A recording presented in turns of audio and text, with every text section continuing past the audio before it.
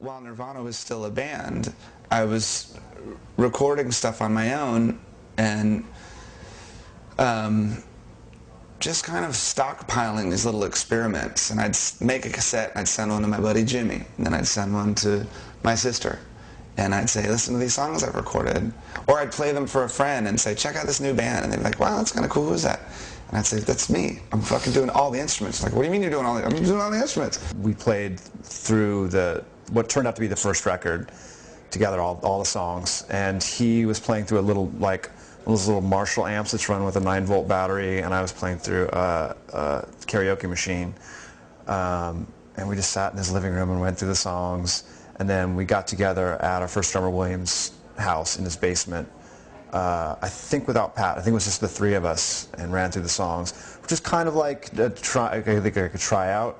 Mm-hmm. And then we just went upstairs to William's kitchen, and he's like, all right, you guys want to do a band?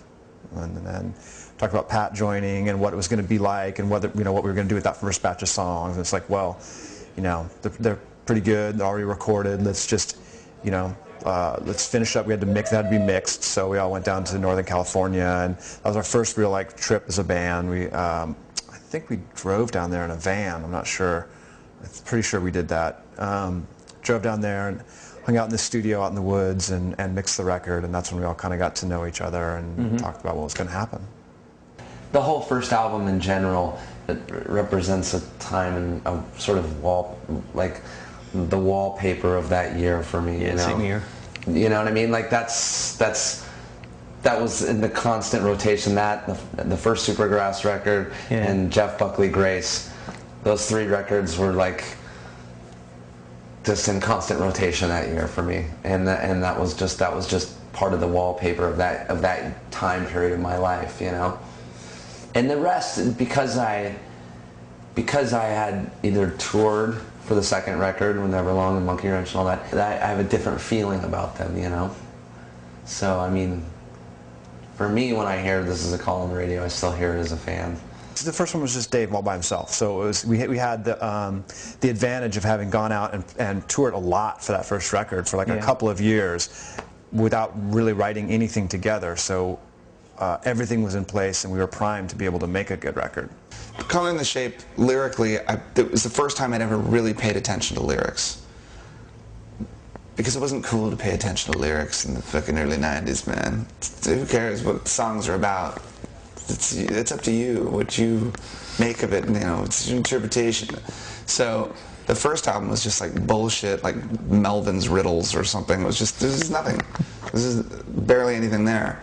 And so then I thought, okay, well, I'll actually maybe pay attention to this a little. And then my life totally turned upside down.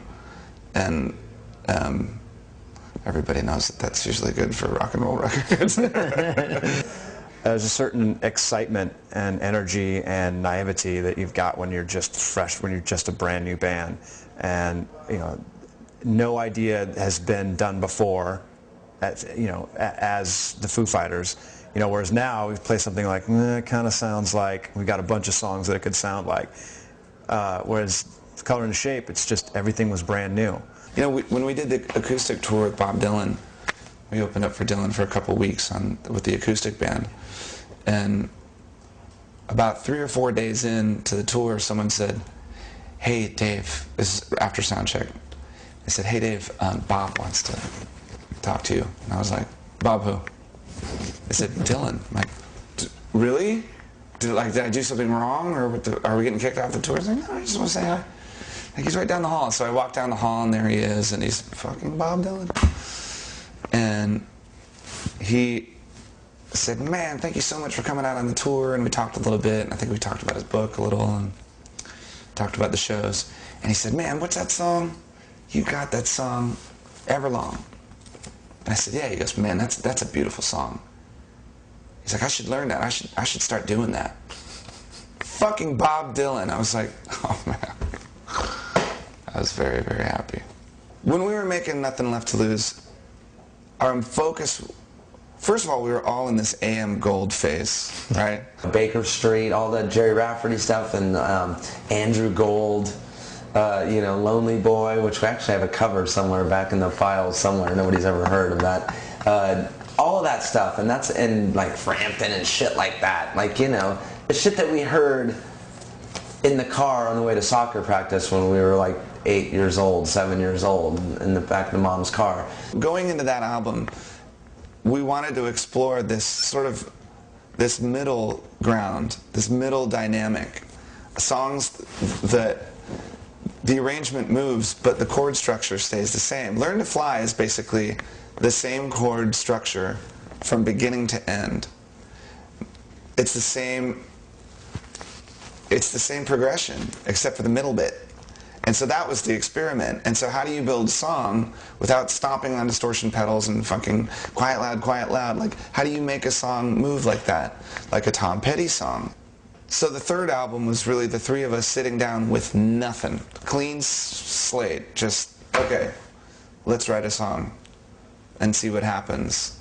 And I think we developed a sense of melody and a sense of, we started letting that sort of pop element come out in our songs. And I remember working on that record and being a little puzzled, like, wow, Dave, I wonder if this is gonna work. I wonder, are we killing ourselves here? Are we gonna shoot ourselves in the foot, with this record, And there's a couple heavy things. There's Stacked Actors is on that record, but other than that, it's a pretty mellow record and pretty lighthearted record. If you look back even to the first record, they were quieter songs that were very, very poppy, as opposed to, songs like All My Life and things that are maybe more like the mainstay and what the band does. And all the records have had songs like that are, Dave loves the Beatles. I mean, that's where a lot of his sort of melodic inspiration comes from. And so that a song would end up, being kind of poppy enough to wind up on the pop charts accidentally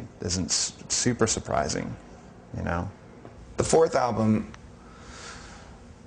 we went back to Virginia, made another one in the basement. We tried to sort of step up our game by using Pro Tools, which we hadn't used yet.